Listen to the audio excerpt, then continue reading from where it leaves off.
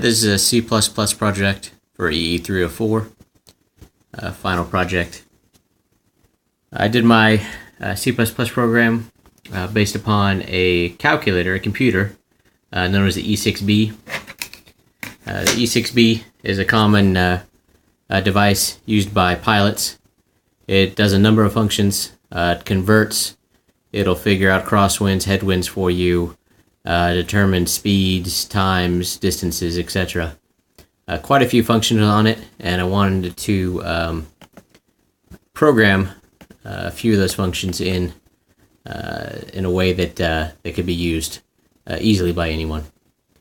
For my code, I used a number of for loops, and also here a do while loop, and then quite a few different formulas for the different conversions.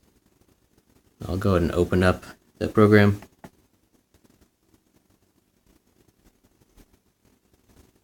Okay, so as you can see, when you open the program, it tells you what it does, and then it gives you options to choose from here. So I'll just go through some of the options. The first one, fuel burn endurance, a common thing. Obviously, when you're flying, you don't want to run out of gas. So this allows you to quickly calculate your fuel burn endurance. So whatever fuel you started off with, you would have recorded that down. Let's say we started off with 2,000 pounds. Well, when we finished our fuel check, let's say we finished with 1,500 pounds.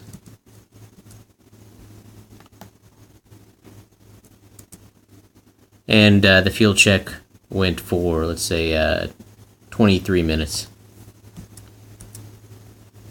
It's going to give us results that we burned 500 pounds of fuel, the burn rate in pounds per hour, the fuel burnout time, and if we want to know a reserve time, it also gives that as well. Distance conversion, relatively straightforward.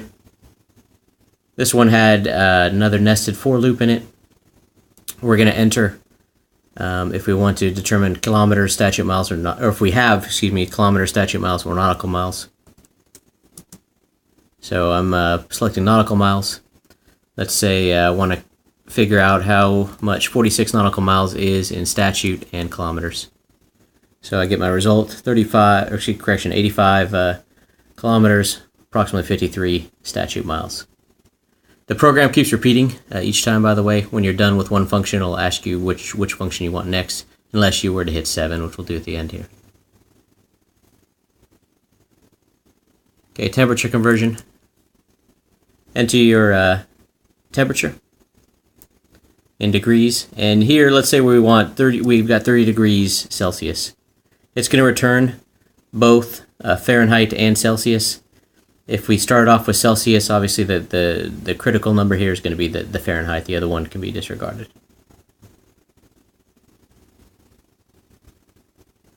Flight time based upon ground speed.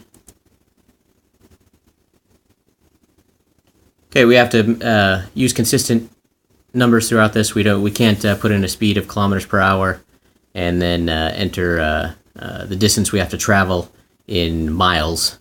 You'd have to do those conversions first. So here we're going to keep everything. Let's say we're traveling at 90 knots.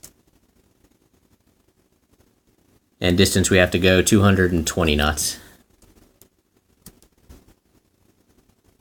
And the time of arrival is listed here. In this case, 2.44 hours. Headwind and crosswind can be really useful. Sometimes you have a max crosswind component the aircraft can land at with, it's also nice to know how much headwind you have. So we'll enter some data in here. First we enter the runway heading. Let's say 230 degrees. Wind speed, we'll say 30 knots. Wind direction, let's say we have a relatively good crosswind. So 320. Well, I'll make it a little bit different so it's not perfectly 90 degrees off. 310. And then we're going to get our headwind is only a little over 5 knots, and our crosswind's pretty strong there at about 30 knots. Finally, pressure altitude to density altitude. Oop, I hit the wrong one here, I'll restart it.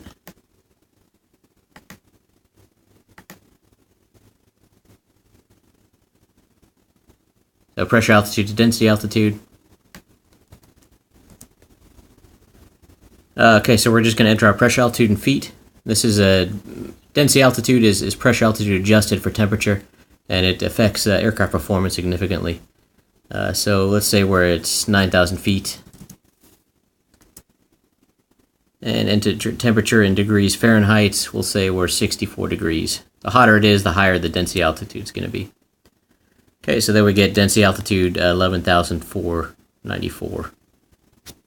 And finally, when you're done using the program, you hit 7, and it completes the do while loop, and you can exit out.